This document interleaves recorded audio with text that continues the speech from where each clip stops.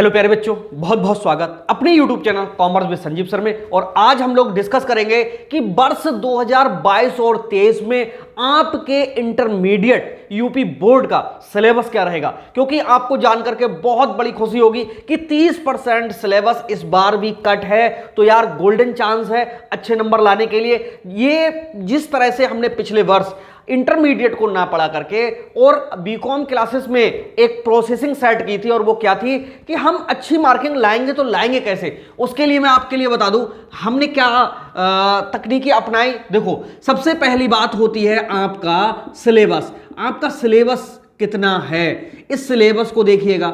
Second number पे जो कुछ भी हमें लिखना है उसके लिए एक अच्छे से PDF notes, okay, PDF notes.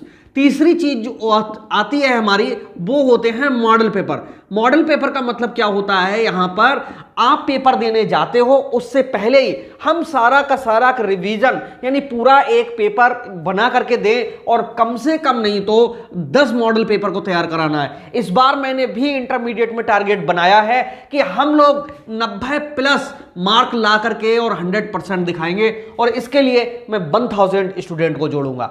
1000 बच्चों से एक भी ना कम और ना ज्यादा, और इन 1000 बच्चों को कहीं पर भी कोचिंग पढ़ने की जरूरत नहीं है, सिर्फ हमारे चैनल से जुड़ने की जरूरत है। उनको मैं पीडीएफ दूंगा। मैं आज सिलेबस, आज तो बहुत छोटा सा सिलेबस बता रहा हूं, लेकिन इसे कैसे तैयार करना है ये भी मैं समझाऊंगा। हमारे यहां से ही उनके लिए पीडीएफ नोट्स मिलेंगे, मॉडल पेपर भी मिलेंगे, और प्रैक्टिस सेट चौथे नंबर पे होता है। प्रैक्टिस सेट जो तैयार किए जाते हैं उनके थ्रू, प्रैक्टिस सेट में क्या होता है कि एक घंटे 1.5 घंटे के बीच में उनके लिए चेक किया जाता है। और पांचवी चीज है न्यूमेरिकल। जो न्यूमेरिकल है वो आप कितना भी याद करते रहिएगा। न्यूमेरिकल की जो सीरीज होती है उसमें हम किस तरह से न्यूमेरिकल का 100% एग्जाम में सही कर पाएंगे, इसका अनुमान हम लोग पहले से ही लगाते हैं। तो इसके साथ में अगर कहीं पर आपको कोई और जानकारी चाहिए हो तो हमारे ऑफिस का नंबर है 9719811101, जिसपे अपना नाम, एड्रेस और क्लास भेज करके कोई भी इंक्वायरी ले सकते हो, और ग्रुप में जुड़ना चाहो तो जुड़ सकते हो। अभी उसमें वैकेंसियां हैं। तो आइए समझाते हैं कि हमारा जो विषय है लेखा शास्त्र है। रे, इसका नाम लेखा शास्त्र क्यों रखा गया है? लेखा शास्त्र 2 शब्दों से मिलकर के बना है, लेखा प्लस शास्त्र। लेखा का मतलब है लिखना और शास्त्र का मतलब होता है अध्ययन करना, यानी लिखना और अध्ययन करना, यही हमें इंटरमीडिएट में सीखना है। और किस चीज में लिखना और अध्ययन करना? अलाभकारी संस्थाओं के लिए लेखांकन। इसमें क्या आता है? पहला है सिलेबस में पहले ही नंबर पे, दूसरे में साझेदारी है, फिर साझेदारी है। ये साझेदारी और अलाभकारी संस्थाओं का लेखांकन पार्ट 1 में है।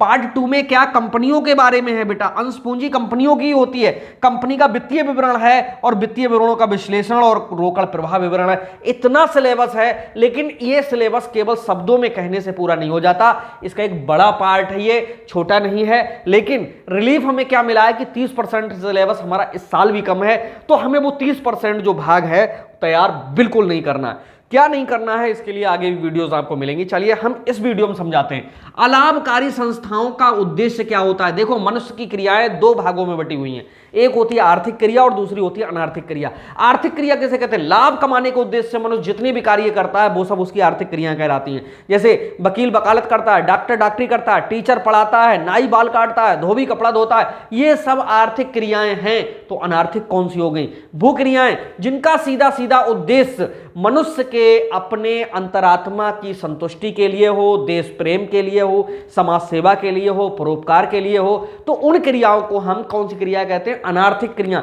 अनार्थिक क्रियाओं का मतलब है कि वे क्रियाएं जो धन कमाने के लिए नहीं, किसी प्रकार की संतुष्टि के लिए की जा रही हैं, उनको अनार्थिक क्रिया कहते हैं। ठीक उसी प्रकार से यहां पर 2 प्रकार की संस्थाएं बनती हैं, लाभकारी संस्थाएं, अलाभकारी। लाभकारी का मतलब वो व्यापारिक संस्थाएं जिनका मुख्य उद्देश्य सेवा करके लाभ कमाना है, ओके। और यहां पर जो हमारे सिलेबस में है इंटरमीडिएट में, वो संस्थाओं का है जो किसी न किसी प्रकार की सेवाएं प्रदान करती हैं। संचालित करने में उनका खर्च भी आता है, और उनके लिए तमाम खर्चे हैं, तो उनको पूरा करने के लिए कहीं ना कहीं से चंदा है, और उनकी जो आय है कहीं पर प्रोग्राम देने से आय है। इन सब चीजों के साथ में लेखांकन किया जाता है। तो अलाभकारी संस्थाओं के लेखे 100% यहां से आपको एक न्यूमेरिकल मिलेगा। मिलेगा, इस बार मिलेगा, 22-23 में बच नहीं सकता है। ओके, यहां से एक न्यूमेरिकल 100% आपको मिलेगा।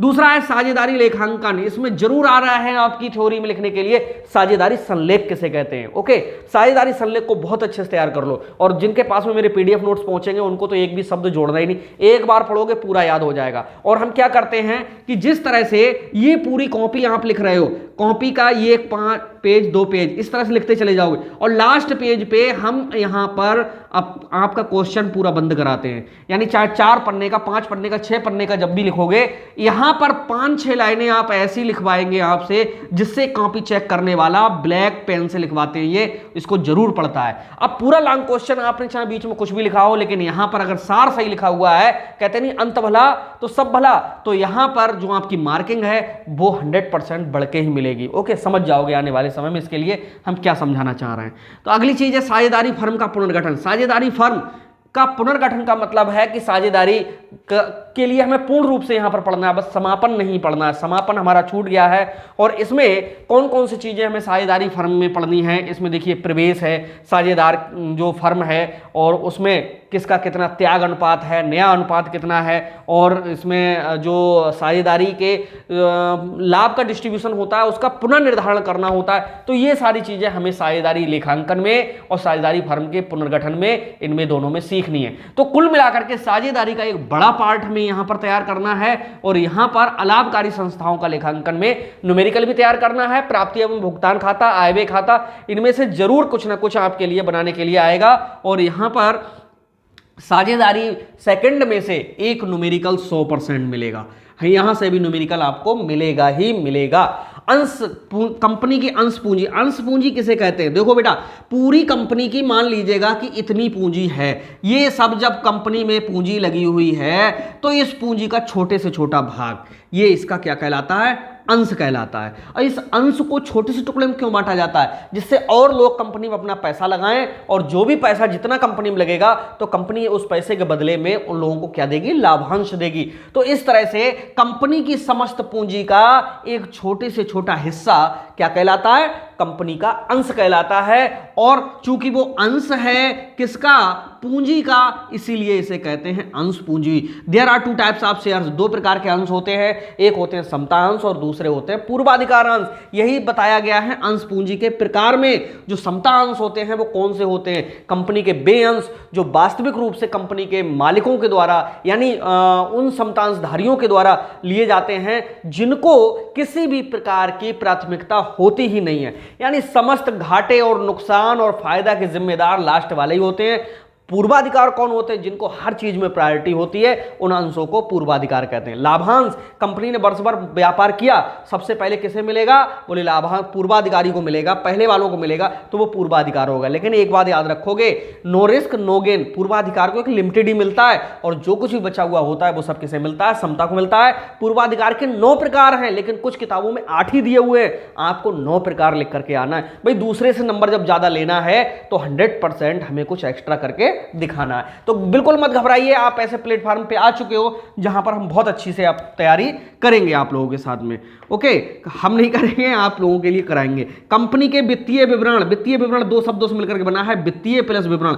वित्त, वित्त किसे कहते हैं? वित्त का मतलब रुपया पैसा से तुम लोग लगाते हो, ऐसा नहीं है। रुपया पैसा जैसा ही होता है, लेकिन वित्त के लिए मैं बताऊं, देखो क्या होता है।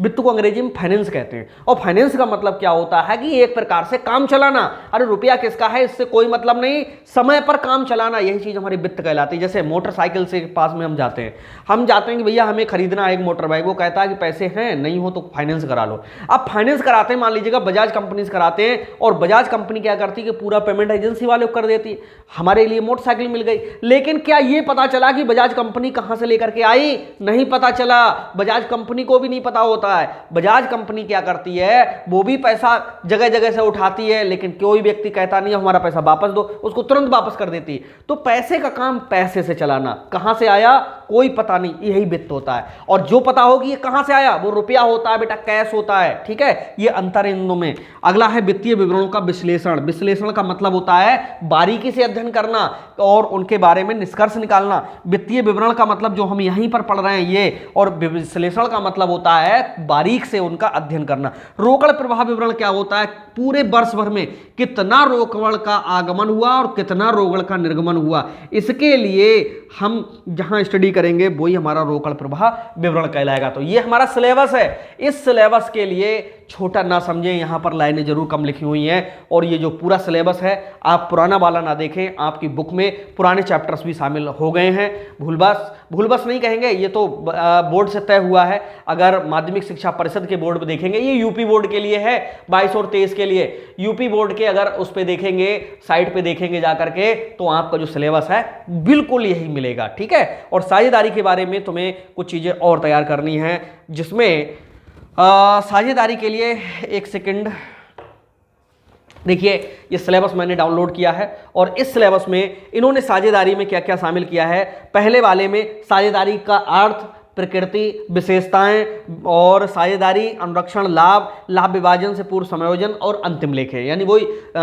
जो है फाइनल अकाउंट बनाना है, ठीक है। और साझेदारी जो सेकंड की बात कर रहे हैं पुनर्गठन वाले में, इसमें बेटा शामिल किया है साझेदारी फर्म के पुनर्गठन के प्रकार, यानी कितने प्रकार हैं, नया साझेदार का प्रवेश, लाभ हानि का विभाजन, त्याग अनुपात, ख्याति प्रभावित करने वाले। अब जब ख्याति आ गई तो ख्याति को मूल्यांकित करना होगा। ख्याति किसे कहते हैं? तुम बाजार में जाओ और कोई व्यक्ति तुम्हें जितना उधार माल दे दे, वही तुम्हारी क्या है? ख्याति है। दो दोस्त तुम्हारे पास आते हैं, एक कहता है कि जरा मुझे 5,000 चाहिए, तुम कहते 200 रुपए हैं, मुझ पे नहीं है 5,000, तो इसका मतलब है कि उसकी गुडविल तुम्हारी नजरों में 200 के बराबर है। रुपए तो तुम्हारे पास 10,000 है, लेकिन तुम 5,000 नहीं दे सकते हो। एक दोस्त आता कहता है कि भाई मेरे को बहुत जरूरत है, क्या तुमसे 5,000 मिल जाएंगे? उससे तुम कहते हैं नहीं तू 10 ले जा, क्योंकि तुम्हें पता वो समय पे वापस कर देगा। तो यही हमारी ख्याति होती है। ख्याति का मतलब है कि दूसरा हम पे कितना ट्रस्ट करता है, कितना भरोसा करता है, कितना हमारा नाम है, यही चीज हमारी गुडविल कहलाती है। और ख्याति के मूल्यांकन की जो विधियां बहुत मोस्ट इंपॉर्टेंट है, 3 विधियां हैं, तीनों को रट लीजिएगा, ओके।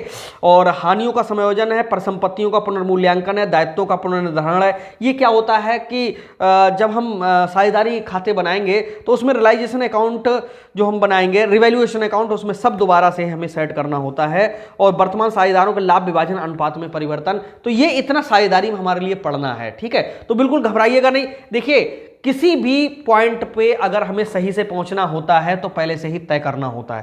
देखो, सिलेबस को पूरा अच्छे से समझो और उसमें लग जाओ। दुनिया राजनीति करे, दुनिया मौज करे, दुनिया कहीं पर हो, लेकिन आप अपना एक टारगेट बनाओ कि हमें सफल होकर के ही रहना है। तो जो लोग मुझसे जुड़ना चाहते हैं तुरंत चैनल को सब्सक्राइब कर लें और अपने दोस्तों को भी शेयर कर दें। और हर वीडियो यहां पर आपको एकदम स्पेशल मिलेगी। तो मिलते हैं नेक्स्ट वीडियो में, तब तक के लिए बाय बाय।